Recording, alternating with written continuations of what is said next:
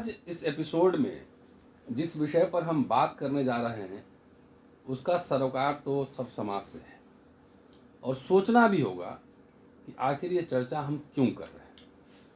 क्या वाकई सिर्फ राजनीति ही सत्ता की कुंजी है या और कुछ भी है? क्योंकि मैं अपने समाज में जब घूमता हूँ, खासतौर से दलित समाज में, तो बार बार कहते हैं सत्ता आ जाएगी तो सब कुछ बदल जाएगा। तो सत्ता आई कैसे, इसका कोई फॉर्मूला नहीं।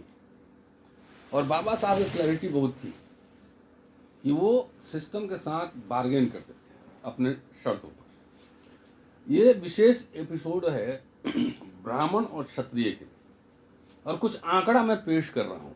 उसके बाद चंद्रभान जी साथ हैं हमारे, उनसे हम बात करेंगे। इस एपिसोड में सिर्फ इसी पे फोकस होगा।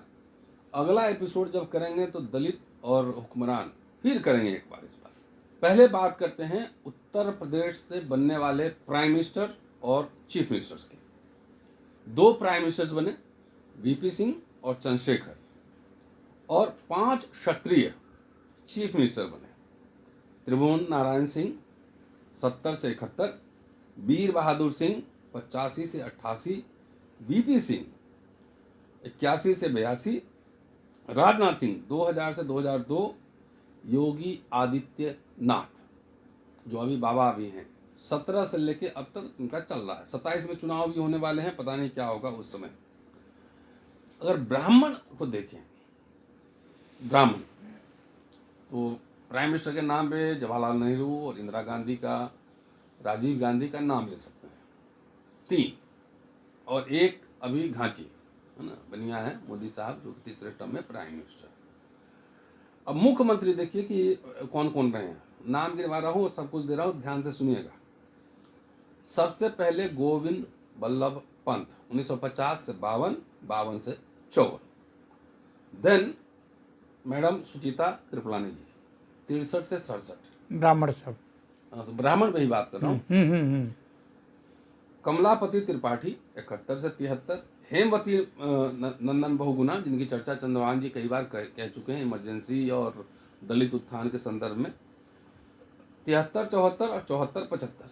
नारायण दत्त तिवारी बहुत चर्चित व्यक्ति रहे हैं राजनीति के अलावा भी, 76 से 77।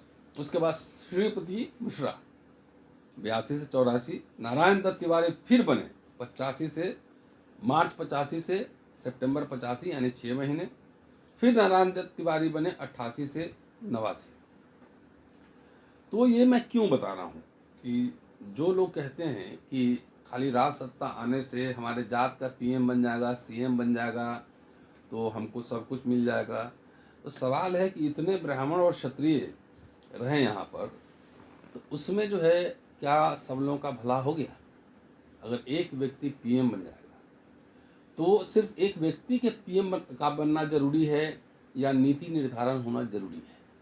बात जो इशारा कर रहा हूँ समझने की कोशिश कीजिएगा। तो चलिए चर्चा शुरू करते हैं। ब्राह्मण पीएम तो फिर नरसिम्हा राव भी रहे, अटल बिहारी वाजपेयी रहे, मोरारजी देसाई भी रहे, सब रहे ना। तो फिर सवाल ये है कि क्या सारे ब्राह्मण पीएम सीएम हो गए, वाइस चांसलर, प्रोफेसर, जज सारे ब्राह्मण हो गए? तो फिर सुलभ इंटरनेशनल में भी काम कर रहे हैं, मजदूरी भी कर रहे हैं, चौकीदारी भी कर रहे हैं। तो क्या मामला है, जरा इस समझने की कोशिश करते हैं। चंद्रभान जी का बहुत ही गहन शोध है इस विषय पर। ध्यान से इस वीडियो को सुनिएगा, और ये ब्राह्मण क्षत्रिय विशेष ये वीडियो है। स्वागत है चंद्रभान जी। थैंक यू डॉक्टर रतनलाल साहब। बताइए। बैकग्राउंड दे दिया, अब आपको बताना है, मुझे तो सुनना है। डॉक्टर साहब देखिए, जब कोई ऐसा माहौल बन जाता है जहाँ पर तर्कों की जगह इमोशंस हावी रहते हैं, इमोशंस, भावनाएं, तो हम हुक्मरान बनेंगे, सत्ता प्राप्त करेंगे, सब कुछ सही हो जाएगा हमारा।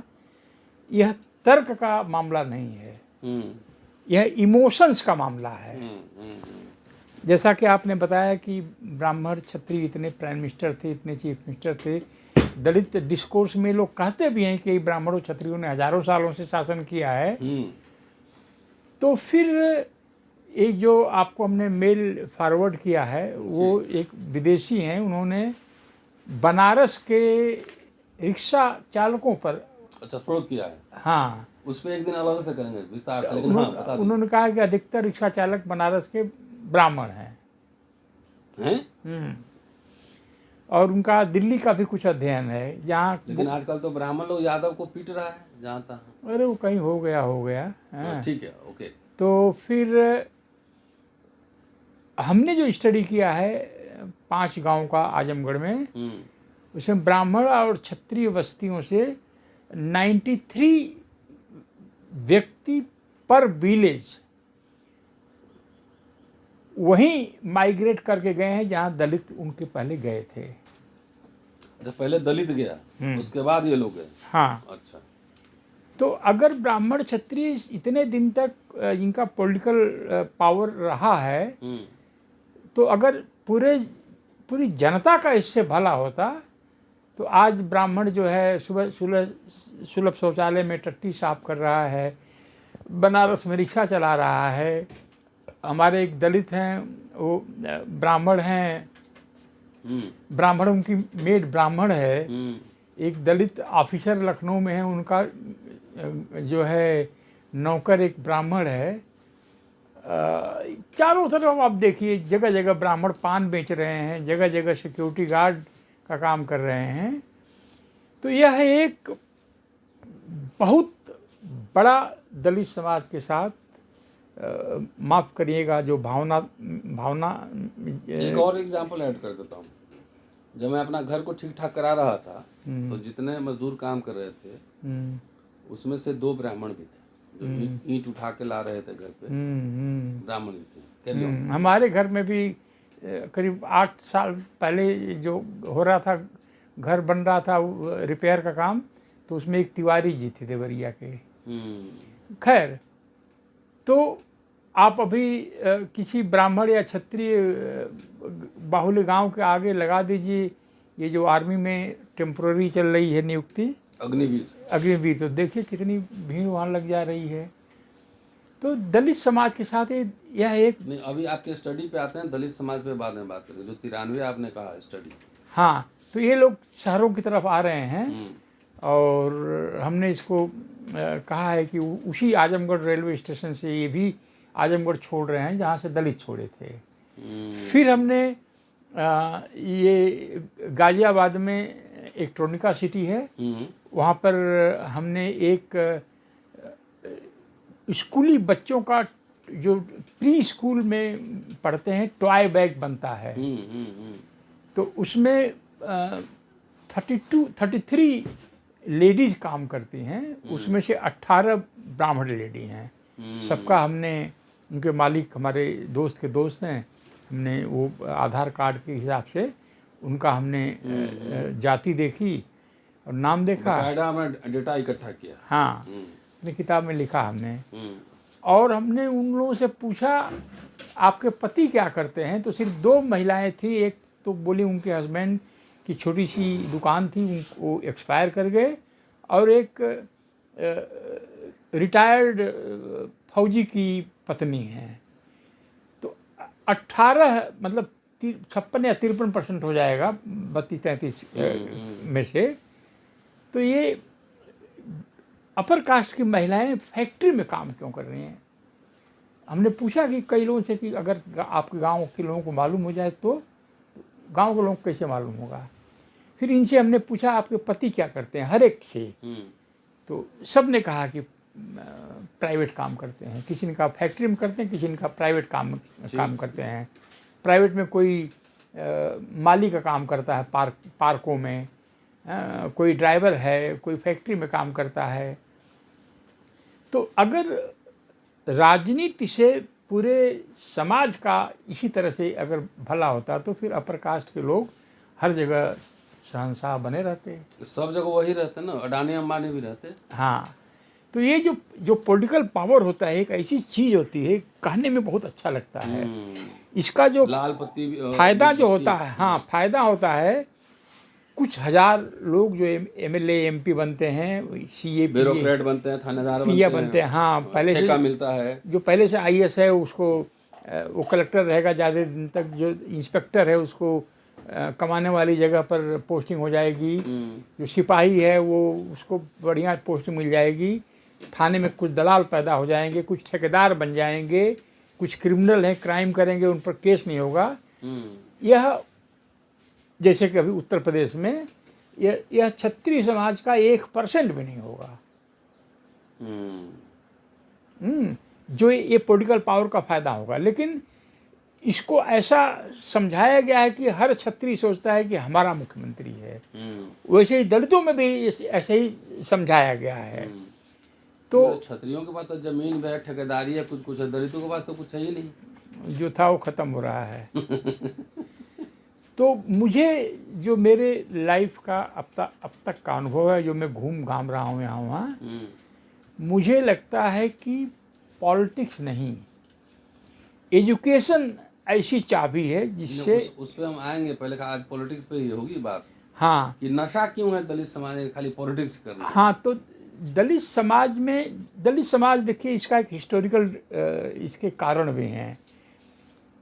दलित समाज एक अफसर को देखता है, एक IAS अफसर को देखता है, उसका बंगला देखता है। बाबा साहब के बारे में भी हमने लिखा है, बाबा साहब के जो फॉलोअर्स थे उन्होंने बाबा साहब के बंगले को देखा, बाबा साहब के सोफा को देखा, बाबा साहब के कार को देखा, बाबा साहब के हाइट को देखा, उनके सूट को देखा, और फिर उन्होंने कहा ये सब इसलिए है क्योंकि वो पार्लियामेंट में है या असेंबली में है। उन्हें इस बात का एहसास नहीं हो पाया कि वो विश्व की मानी जानी जो संस्थान है, कोलंबिया यूनिवर्सिटी से उन्होंने पढ़ाई की थी, लंदन स्कूल ऑफ इकोनॉमिक्स से पढ़ाई की थी, और ये कौन सी क्वींस है, कौन सी लेडी है वहाँ जहाँ से बैरिस्टर बने थे ये, उसको चलिए क्वींस कुछ करते हैं, उसको अपनी सुविधा अनुसार ये जो उनके फॉलोअर्स हैं उसको डिलीट कर दिया। पढ़ाई में बात नहीं होती, पढ़ाई में बात नहीं होगी, उनके वस्त्र के बारे में बात नहीं होगी, उनके हाइट के बारे में बात नहीं होगी, वो केवल उनके बंगले को देखते हैं, उनके चपरासी को देखते हैं जो उस समय लाल रंग की पगड़ी हुआ करती थी। तो सोचते हैं कि ऐसे ही हम भी हो सकते हैं एक दिन, और ऐसे ही सारा समाज बन सकता है। बिजनेस तो लाखों लोग कर सकते हैं ना, MP MLA कितने लोग बन सकते हैं, पर MP MLA जो एक बार बन जाता है तो यही सपना सारे यूथ को दिखाता है कि आज मेरा नंबर है, कल तुम्हारा नंबर आएगा। तो यह एक जो है जुआ है, गैम्बलिंग रिंग समझ सकते हैं आप। नौकरी छोड़ के लोग राजनीति करने चला जाता है। हाँ, जुआ घर है ये। तो दलित समाज इसमें फंस गया, और इसने जो है सत्ता में हम जाएंगे, सत्ता आने के बाद हम जो जैसे चलाएंगे कैसे ये नहीं बताता है। नहीं, वो कहाँ बताता है। अब देखिए जितने OBC मंत्री हुए हैं, सबके CA PA सब अपर कास्ट के लोग होते हैं, पूरा हायरार्की। हाँ, सब वही लोग होते हैं। तो दलित समाज ऐसे नशे का शिकार हो गया, जो राजनीति का नशा है, कि बाकी सब कुछ भूल गया। सत्ता चलाने के लिए व्यवस्था की जरूरत होती है। व्यवस्था चलाने के लिए आपको learned, intellectual, activist, bureaucrats, professionals की जरूरत होती है। उसमें बात नहीं होती है। एक पूरी मशीनरी चाहिए। व्यवस्था वही है ना, मशीनरी। हाँ, अब ये देखिए कि एक पॉलिटिक्स हो गई, एक पॉलिसी हो गई। वही सवाल मैं कर रहा हूँ कि बाबा साहब वहाँ गए तो CM बनने का बात नहीं किए ना, वो पॉलिसी पे बात किए ना, पॉलिसी पे बात किए कि पॉलिसी पे बात किए। तो उन्होंने सुझाव दिया कि इंश्योरेंस कंपनीज का राष्ट्रीयकरण होना चाहिए।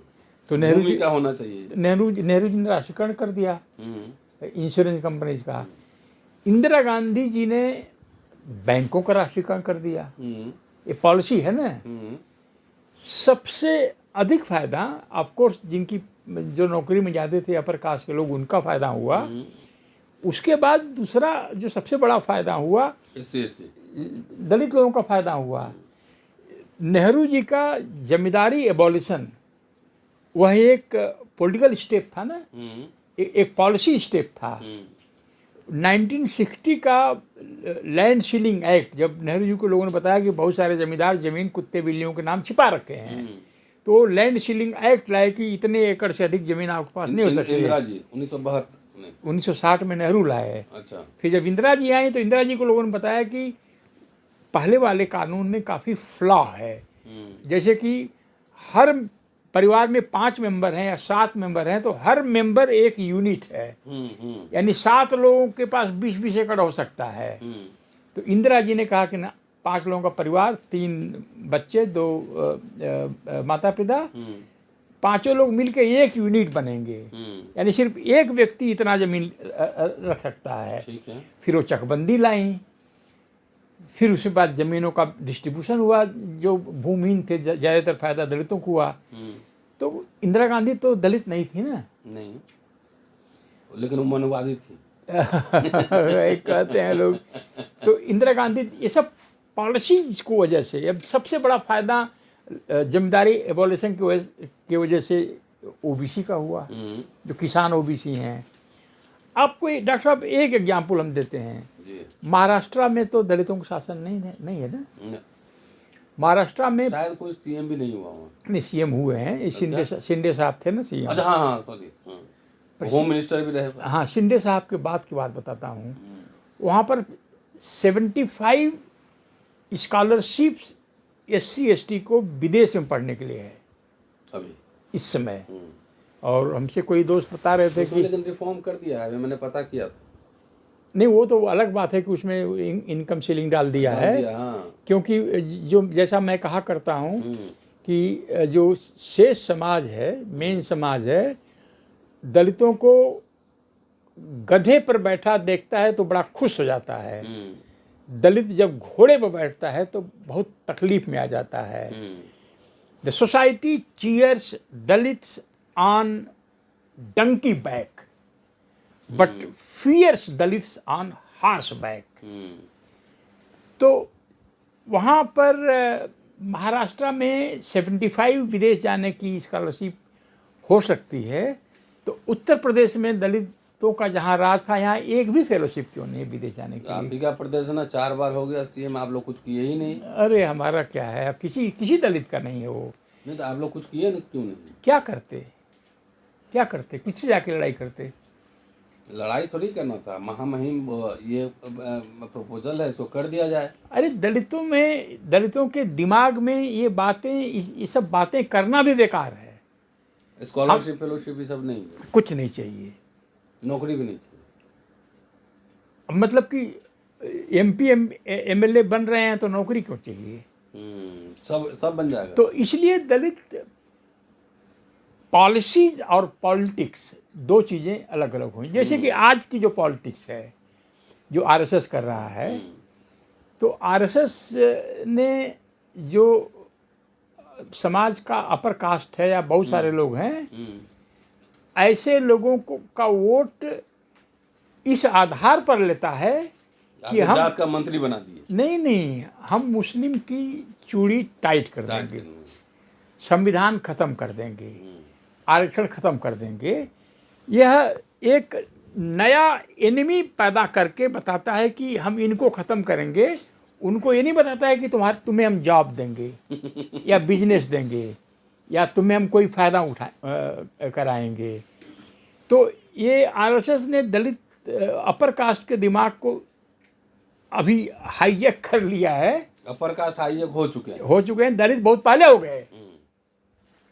नहीं, दोनों पैरेलल एक साथ चल रहा है। वैसे इट इज देखिए, एक कह रहा है देश का हुक्मरान बनेंगे, ब्राह्मणों को विदेश भेज देंगे। एक कह रहा है कि हम हिंदू राष्ट्र बनाएंगे और बाकी इन लोगों को फिर खटिया पे नहीं बैठने देंगे, जमीन पे बैठाएंगे। दोनों एक साथ पैरेलल चल रहा है। क्या दोनों में कोई कनेक्शन आप देखते हैं? कनेक्शन नहीं, जब कोई अतिवाद करता है और भावनाओं से को अपना हथियार बनाता है, तो समाज भावनाओं को ज़्यादा अहमियत देता है, तर्क को नहीं। मतलब कि चंद्रभान प्रसाद सूट बूट पहनकर चल रहे हैं अम्बेडकर जयंती पर, तो जोकर हैं।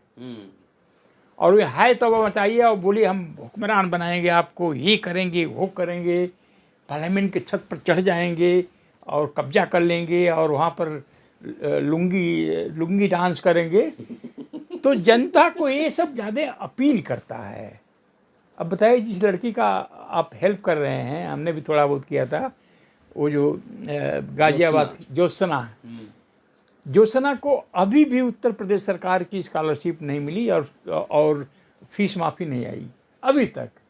तो सरकार अब आरएसएस ने, बीजेपी ने कह दिया कि पहले हुक्मरान बन लेना, उसका सब अपना तो इसलिए दलित समाज बहक गया। मैं अभी दलित पे नहीं जा रहा हूँ, आपको रोक रहा हूँ यहाँ पे। इतने सीएम पीएम सब ब्राह्मण क्षत्रिय रहे, और अभी भी ये उत्तर प्रदेश में देखिए ना क्या चल रहा है। तो आखिर पहले रहे तो पहले school college university public sector खुले तो जॉब मिली, पढ़ाई किए ना। तो अब काहे के लिए मजदूरी कर रहा है? हिंदू राष्ट्र बनाने के चक्कर में नहीं, क्योंकि उनके दिमाग में 100 साल से आरएसएस काम कर रहा है ना कि मुस्लिम को हम टारगेट करेंगे, बाकी कुछ नहीं चाहिए, बाकी कुछ नहीं चाहिए। आरक्षण ही आपके बेरोजगारी का कारण है। तो इस तरह से अपर कास्ट के दिमाग को हैक किया। अब अपर कास्ट इसको अभी तक समझ नहीं पाया। बच्चा का पढ़ाने का फीस नहीं है, नौकरी नहीं है, हिंदू राष्ट्र बनाएंगे नहीं। हाँ। तो ये एक चेतना होती है, मैं इस पर एक वीडियो बनाने वाला हूँ। एक होती है निजी चेतना, इंडिविजुअल कॉन्शियसनेस, सामुदायिक चेतना। हाँ, एक कम्युनिटी। हाँ, कम्युनिटी। जब किसी दलित से बात करिए तो सबसे बड़ी जो दिक्कत है वजीफे की, नौकरी की, स्कॉलरशिप की, एडमिशन की। और जब सामूहिक रूप से उसी से बात करिए, मैंने सामूहिक दलित, बहुत सारे दलित इकट्ठा हैं, तब इस पर चर्चा नहीं होगी, तब इस पर चर्चा नहीं है। खाली हुक्मरान पे, हुक्मरान है, पॉलिटिकल पावर है, इसी हो रहा है। दलित समाज पॉलिटिकल पावर को समझ नहीं पाया। अभी कोई तर्क कोई बैठा होगा तो कह रहा होगा, अब देखिए बीजेपी पॉलिटिकल पावर प्राप्त कर गई और हम लोगों के अधिकारों को ख़त्म कर रही है। तो जिसके लिए बीजेपी आई है अपर कास्ट, उनको क्या दे रही है? उनको तो वो दे रही है, क्या नाम है, राम मंदिर मिला? नहीं, अरे वो जो आर्मी में भर्ती हो रहे हैं, अग्निवीर दे रही है, कॉन्ट्रैक्चुअल जॉब दे रही है। जो पेंशन वाला काम खत्म कर दिया, पेंशन भी खत्म, तो नौकरी भी खत्म। वो 10 साल 20 साल बाद वो रोएंगे जब उनके बीच पेंशन वाला तबका ख़त्म हो जाएगा। क्योंकि गांव में इतने लोगों को पेंशन मिलती है अपर कास्ट के, जमींदारी एबोलिशन लैंड सीलिंग एक्ट के बाद इनके पास जो कुछ बचा, सरकारी नौकरी बची। पहले भी पढ़ाई में थे, तो सरकारी नौकरी इनका एक बहुत बड़ा आधार बन गया। अब सरकारी नौकरी भी खत्म हो रही है। तो अडानी अंबानी की बड़ी कंपनी है, वहाँ तो जॉब मिल जाएगा। हाँ, किसको मिलेगा अडानी अंबानी में? जो उस काबिलियत का होगा वही ना। नहीं, सब मैनेजमेंट में थोड़ी जाएगा। कोई सिक्योरिटी गार्ड बनेगा, कोई क्लर्क बनेगा। 35 जैसे एग्जाम्पल, एयर इंडिया जब सरकारी था तो लाखों सैलरी मिलती थी ना, तो जब प्राइवेट हो जाएगा तो उतनी सैलरी मिलेगी सबको? नहीं, प्राइवेट कंपनी का, प्राइवेट कॉरपोरेशंस का एक लॉजिक है, 2% टॉप लोगों को बहुत हाई सैलरी मिलती है। बाकी आप जाइए ICICI बैंक में और HDFC बैंक में, हाँ, 8 लोग सुबह 8:30 बजे पहुंच जाते हैं और शाम को देखिए 5:30 बजे तक शटर खुला रहता है बैंक का। तो अपर कास्ट तो इस झांसे में अब आया है, दलित पहले आ गया। चलिए समझिए, झांसा का खेल ये है, ब्राह्मण क्षत्रिय विशेष। और कास्ट में भी बात नहीं करें, कास्ट भी हुक्मरान बनने के और हिंदू राष्ट्र बनाने के चक्कर में, कहते हैं बिहार का जो विभाजन हुआ तो बनाने में कास्ट की भूमिका थी, बहुत पावरफुल कम्युनिटी रहा। लेकिन अब देखिए क्या हाल है। ये सब के लिए है, दलित झांसे में पहले आए हुक्मरान बनने के चक्कर में, और हिंदू राष्ट्र के चक्कर में अपर कास्ट अब आ रहा है 10 साल बाद। याद रखिएगा ये वीडियो अम्बेडकर नामा और बोल 85 पे रहेगा। शुक्रिया, देखते रहिए अम्बेडकर नामा।